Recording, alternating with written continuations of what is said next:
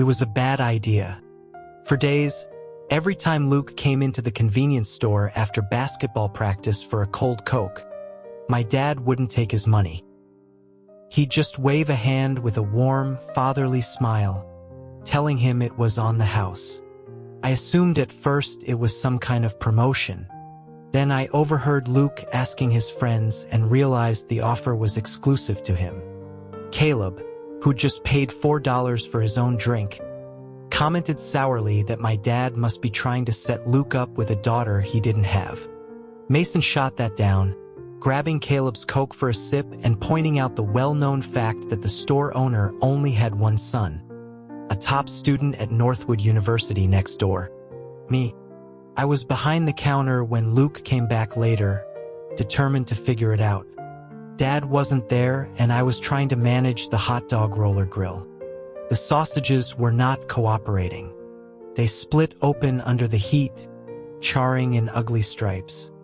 I was pulling the worst ones off to throw them away when Luke's voice stopped me. He said it would be a waste and, smiling a smile that made my stomach flip, offered to buy them all. He was probably just being kind, repaying the favor of the Cokes. He took a bite of a burnt hot dog and told me they were good, just a little ugly. After finishing all four, he glanced at the tray of rejects behind me and tactfully changed the subject, asking if the owner was out. I explained that my dad was making a delivery and I was covering for him. When I looked up, my eyes met his, and my heart hammered against my ribs. He wasn't the bookworm type I imagined people pictured when they heard top student. He was wearing a tank top, and the lines of his biceps were sharp and defined. He was definitely an athlete. He shifted his gaze to the payment scanner on the counter. He said in that case he'd pay for the Cokes he'd gotten before, all 5 of them. I instinctively slapped my hand over the QR code, my face flushing hot. I told him he didn't have to pay. He gave me a puzzled look. I stammered that they were a gift. He tried to move my hand to scan the code anyway, and his fingers brushed against my palm. A jolt went through me, and I froze. He pulled his hand back quickly, apologizing, insisting he had money. My ears were burning. I finally managed to get the words out, explaining that I wanted to ask him a favor in exchange for the Cokes. I asked if he would be my boyfriend. His eyebrows shot up. I could see the baffled amusement in his eyes. He must have thought I was insane. A few Cokes for a coming-out party seemed like a wildly uneven trade. I rushed to explain that it would only be for one day, just to help me with the situation. I told him how a girl at my university had been pursuing me, and to get her to stop, I'd lied and said I was into guys. The plan had backfired spectacularly, and now a guy was after me instead. All I needed was for him to show up on campus with me for a day, just to be seen. I threw in a final, desperate offer: free Coke for the entire semester, anything he wanted. The idea of a high-achieving student like me begging must have been strange. He considered it for a moment. He finally agreed, saying tomorrow would work since he didn't have class. After we exchanged numbers, our chat history was just 2 names: Ethan. Luke. I waited for him to say something else, but the screen remained blank. I wasn't brave enough to start a conversation myself, so I let it be. The next morning, my alarm jolted me awake. I was running late. I threw on some clothes and rushed to the entrance of Northwood. Ethan was already there, wearing a crisp white shirt that made him look tall and unfairly handsome, like a character straight out of a campus novel. He smelled faintly of soap and clean laundry. When I finally reached him, out of breath, he handed me a foil-wrapped package. He'd brought me a breakfast burrito, guessing I hadn't eaten.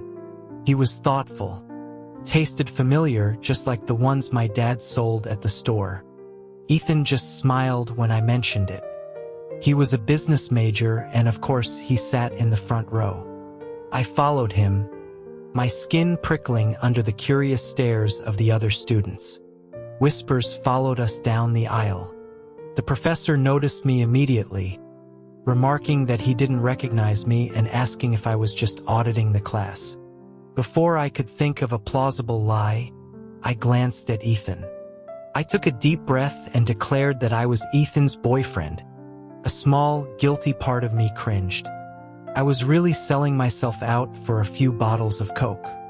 The professor pressed, asking what my major was. Computer science, I said. The classroom erupted in another wave of murmurs. I heard someone say they couldn't believe Ethan actually had a boyfriend. The next hour was agony. The moment class was dismissed, I bolted for the door, desperate for fresh air. A guy with bleached blonde hair clapped me on the shoulder. He introduced himself as a computer science major. I started to say hello, but he cut me off with a sneer, informing me that there was no one named Luke in their program. I understood immediately. This was the guy, Troy. He accused me of being a fake, someone Ethan hired. He was loud and aggressive, getting too close for comfort. I took a step back. I told him I never said I went to his school. Cross-campus dating was a thing, wasn't it? Just then, Ethan came out of the classroom. I walked over, slung an arm around his shoulders, and shot a triumphant smirk at Troy over my shoulder. Troy stormed off, shouting threats. I told Ethan his face was as red as a tomato. He was trying not to smile, but I caught the twitch at the corner of his mouth. I teased him, asking if he was laughing. He denied it. I admitted it felt good to shut him down, to eliminate one of his. I stopped myself before I said competitors. I asked if he really got this much attention from everyone. Ethan walked me to the campus gate and handed me a Coke. He thanked me for my help and said the drink was on him. As my fingers closed around the can, I noticed it wasn't cold. He told me drinking too many cold things was bad for me. Back in my dorm, my roommates, Caleb and Mason, swarmed me. Caleb was dramatic, yelling that I was famous. The top posts on both our school's social media pages were about me and Ethan. He snatched the Coke from my hand, demanding to know what was going on. Mason turned his laptop toward me, showing me the Northwood Confessions page. It was filled with posts about us. Saw Ethan meeting his mystery boyfriend at the gate this morning with a breakfast burrito. They were totally whispering to each other in class. Can confirm they walked out with his arm around him. There were pictures. They wanted to know when I'd started dating him, or more accurately, when I'd come out. I didn't know how to explain. I just deflected, asking if Ethan was really that big of a deal. Caleb looked at me with reverence. He told me Ethan was a legend, not just for getting a full scholarship, but for being an unstoppable basketball player. Mason added that he was a beast at video games, too. Their admiration was simple. Good at sports, good at games. That was enough. I found it hard to believe. Ethan seemed too clean-cut, too quiet. I couldn't picture it. Caleb insisted there was nothing he wasn't good at. I thought for a moment. He was pretty bad at making hot dogs. My roommates kept pressing, asking if we were really together. Thinking of my promise to Ethan to keep up the pretense, I just gave a non-committal hum. The room exploded. They started stripping off their shirts, flexing and offering me perks. I threw a pillow at them. They asked when I was going to bring my new boyfriend to a game. It was strange, Caleb noted, that whenever I was on the court, Ethan never was. I thought about it and decided to text him. Our conversation history was still pathetically short. I tried to structure the message carefully. Compliment first, then the request. I texted him that his form looked good and he must practice a lot, then asked if he wanted to play a game sometime. A roommate looking over my shoulder snorted, telling me I was going to scare him off with that kind of awkward chat. After a long pause, Ethan replied. He'd been in a presentation. He asked what kind of game I meant. Basketball, I clarified. He agreed. I closed my phone, satisfied, but my roommate grabbed my shoulder, shaking me. He told me to look at the Northwood social media page again. The romance poll had been updated, and Ethan and I were now #1. Someone had posted a screenshot of my text to him, which he'd apparently had projected on the screen during his presentation. The comments were wild. "Ethan, your technique is great. We all saw it." Someone was even writing fanfiction about us. My roommate pointed out that for someone sitting in the front row who could have closed the window instantly, it had stayed up for a suspiciously long time. He must have a slow reaction time, the other concluded. 3 days later, our computer science department had a game against the law school. We had Ethan on our team, and the law school had Troy. He recognized me instantly and walked over with his friends, telling me to watch myself. Mason stepped in, putting a hand on my shoulder and telling Troy he was the one who should be careful. The tension was thick until Ethan walked over, and they backed off. It was supposed to be a friendly match, but everyone was playing to win. Ethan was incredible. His shots were nearly perfect. He'd get the ball, fake a pass, and sink another basket. The law school team was falling behind. On one play, Ethan passed the ball to me. I caught it cleanly, pivoted, and went for a three-pointer. At that moment, someone kicked my knee from the side. My leg gave out, and I fell forward, scraping my skin raw on the court. The ball flew wide. The other team grabbed it and scored. The referee didn't blow the whistle. Their side of the gym erupted in cheers. A sharp pain shot through my knee. I tried to get up, furious. The law school guys were celebrating like they'd won the championship. It was infuriating. My knee was bleeding, and it hurt to put any weight on it. As I wobbled, about to fall again, a strong hand steadied me. It was Ethan. His face was dark, his jaw tight. Caleb and Mason rushed over, asking if I was okay and cursing out the other team. They couldn't believe the ref hadn't called a foul. Before anyone could say another word, Ethan scooped me up into his arms. My face went hot. I insisted I could walk, but Ethan just told me not to move. Caleb followed us, offering to show Ethan the way to the health services office. We got plenty of strange looks on the way, but Ethan seemed completely oblivious, focused only on getting me there. There were 100 other ways to help me. I wasn't an invalid. But this basically cemented every rumor about us. All my complaints died in my throat when I saw the sheer panic in his eyes as he gently set me down and called for the nurse. In his eyes, I really was seriously hurt. He was genuinely worried. As the nurse prepared to clean the wound with antiseptic, Ethan suddenly spoke up, asking her to please be gentle. The nurse looked from him to me, confused. She pointed out that she hadn't even started, and besides, it wasn't him she was treating. Caleb, who had followed us in, quickly explained that Ethan was with the family. Her eyes flickered between us. Family, huh? My face was on fire. I pushed Ethan aside and told the nurse to just do it. After she finished and went to get bandages, Caleb went back to the gym to give the other team a piece of his mind, leaving Ethan and me alone.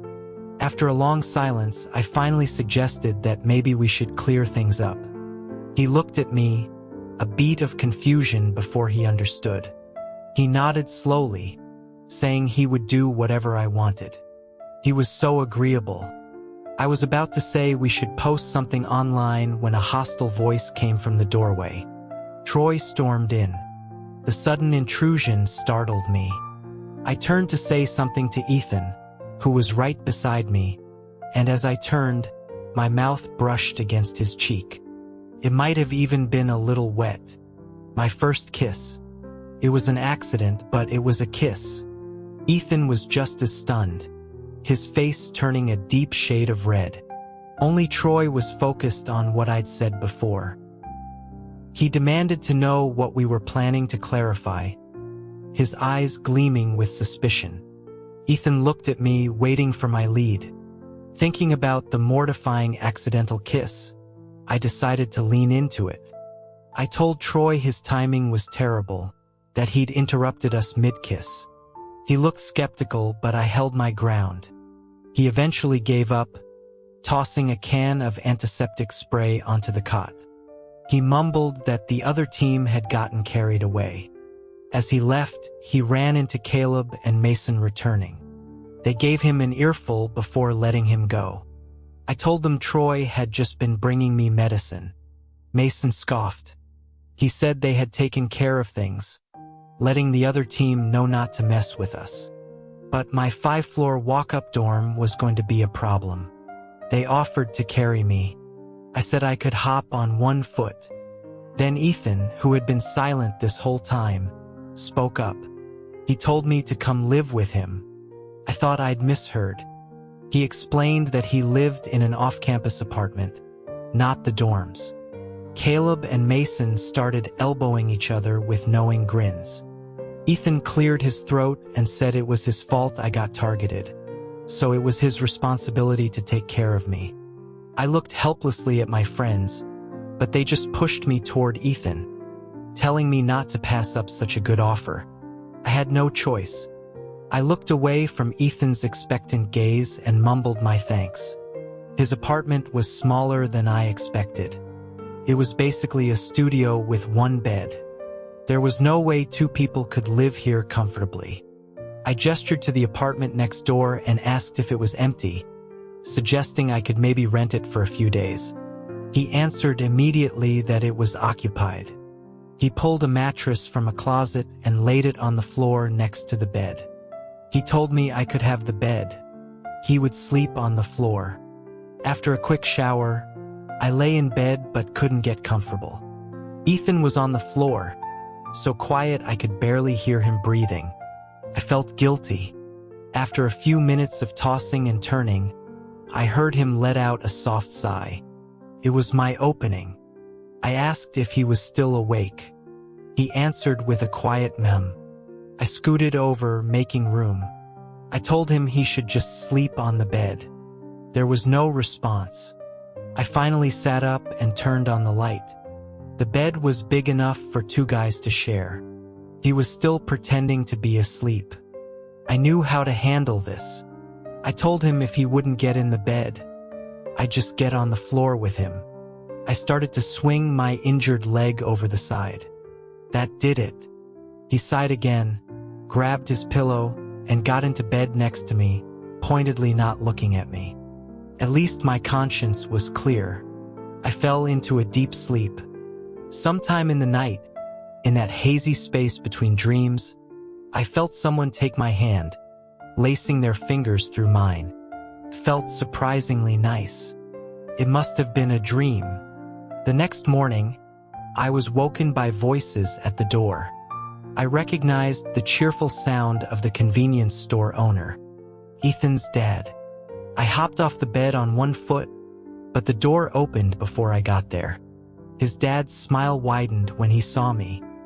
He said he knew it was me, and that explained why his son had suddenly been so eager to help out at the store. He beckoned me closer, lowering his voice to a conspiratorial whisper. He told me his son had liked me for a very long time. The shock was as great as when Ethan had asked me to be his boyfriend. I stared at Ethan, who was coming out of the kitchen with a plate of breakfast. He coughed, calmly explaining that we had to make the act convincing. It made a twisted kind of sense. His dad was a known gossip. If he found out we were faking, the whole school would know in a day. I whispered to Ethan, asking what a daughter-in-law was supposed to do in this situation. His dad overheard and clapped me on the shoulder, telling me to sit down. He said all I had to do was rest and get better. Ethan's mom came over, her expression just as approving. She told me next time I came to the store, everything was on the house. I leaned closer to Ethan, murmuring that his parents were incredibly welcoming. He didn't respond. His dad announced that they'd seen what they came to see and wouldn't interrupt our private time any longer. He gave Ethan a knowing look, reminding him to be gentle since I was still injured. I choked on my own spit. Ethan stammered a denial, but his dad just laughed and left. The apartment felt tense after they were gone. Ethan said his dad was just nosy and I shouldn't mind him. He got some antiseptic from the medicine cabinet and knelt, suddenly grabbing my lower leg. I flinched from the surprise, which pulled at my wound and made me hiss in pain. He froze, looking up at me. He said he was just trying to change the dressing. He was kneeling on the floor while I sat on the bed, looking down at him, at his dark, focused eyes. His movements were so careful they could only be described as gentle. Thinking of a man as gentle was a dangerous sign. His fingers brushed against my calf, and a strange, tingling warmth spread through my skin. The sensation was familiar, incredibly familiar.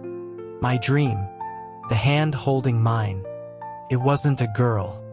It was Ethan. And in the dream, I had enjoyed it. A lot. Something wasn't right. The realization hit me like a physical blow, and I yanked my leg back. I said I could do it myself. He handed me the cotton swab, a flicker of disappointment in his eyes. I couldn't stand it. I immediately backtracked, saying I couldn't quite reach, and asked if he would help me after all. His expression changed in an instant. He took the swab back and leaned in, his hair falling over his eyes as he gently cleaned the scrape. Every accidental touch of his hand felt like a small fire on my skin. And in that moment, I knew. I was in love with Ethan. I was in love with a man. First, I questioned it. I'd lived with my roommates for 2 years and never felt anything like this. The thought of holding their hands was just weird. So it wasn't just any guy. It was Ethan. Second, I tried to understand it. He was a top student, a great athlete, handsome, kind. It was perfectly logical to fall for him. The only question was how he felt. If he knew his fake boyfriend had developed real feelings, he'd probably think I was a creep. The one silver lining was that my injury gave me an excuse to be with him constantly. He'd take me to class on the back of his bike and pick me up afterward. At first, our classmates would hoot and holler, but after a few days it became normal. Luke and Ethan always together. My knee was almost healed. One afternoon, Ethan was very late picking me up. When he finally arrived, he was carrying a huge bag of snacks. He handed some to Caleb and Mason, then gave the rest to me. He said he knew the whole situation had been a hassle for me. He told me, his voice flat, that now that my leg was better, he wouldn't bother me anymore. The hands of my roommates froze in midair. They both looked at me, waiting for my reaction. I forced a smile. I said it made sense since we'd only agreed to one day. It had been weeks. I tried to sound casual, suggesting that if we broke up too suddenly, Troy might start bothering him again, so maybe we should just let it fade out naturally. Ethan's voice was unreadable when he agreed. He shoved the snacks into my arms and left. Caleb and Mason immediately asked if I wanted to go get food. I said I was fine. They told me my smile looked worse than crying. They each grabbed an arm and dragged me to a nearby food stall. After 3 large beers, I slammed my glass down. I was going to confess. The alcohol hit me hard. I don't remember how they got me to Ethan's apartment or how I ended up in his bed. I woke up the next morning with a pounding headache, wearing a different shirt. My arm was covered in bite marks. My own, I think. Ethan came in with breakfast. His eyes were shadowed with dark circles. He told me to eat while it was hot. I asked if he hadn't slept well. He asked if I remembered anything from the night before. I shook my head. Other than chewing on my own arm, My mind was a blank. He just sighed and told me I should drink less. I suddenly jumped out of bed and pulled at his sleeve. His arm was also covered in teeth marks, some of them deep enough to have almost drawn blood. I apologized profusely. He gave a weak smile, saying he was glad I remembered that part at least. He asked if anything else came to mind. Nothing. He told me it was probably for the best. When I got back to my dorm, Caleb and Mason looked at me like I'd grown a second head. They said I had been a complete animal. Apparently, I had begged them to wrap me up and deliver me as a present to Ethan.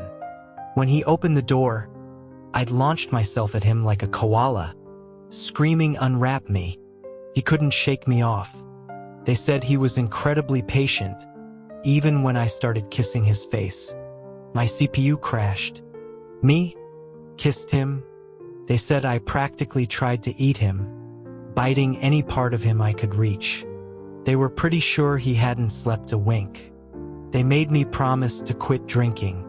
I wanted the earth to swallow me whole. After some deliberation, I decided I had to apologize. I texted him, asking if I had really kissed him. Then I added another question. "Why didn't you push me away?" His reply came a moment later. "I didn't have time." I didn't believe that for a second. I texted back a single phrase, "You idiot." Then I bolted out the door. My roommates yelled after me, asking where I was going. To apologize, I yelled back. I rode my bike to Northwood as fast as I could and found Ethan's classroom from his schedule. He was, of course, in the front row. I slipped in through the back and sat in the last row to wait. But the professor was the same one from before. He squinted at me, his eyes lighting up with recognition. He called out the late student in the back, asking if I was the computer science boyfriend. The whole class turned to look at me, everyone except Ethan. I stood up awkwardly, admitting he had a good memory. He joked that it was hard to forget the boyfriend of a top business student, and then asked why we weren't sitting together. Had we fought? I looked at the back of Ethan's head. I explained that I was just late.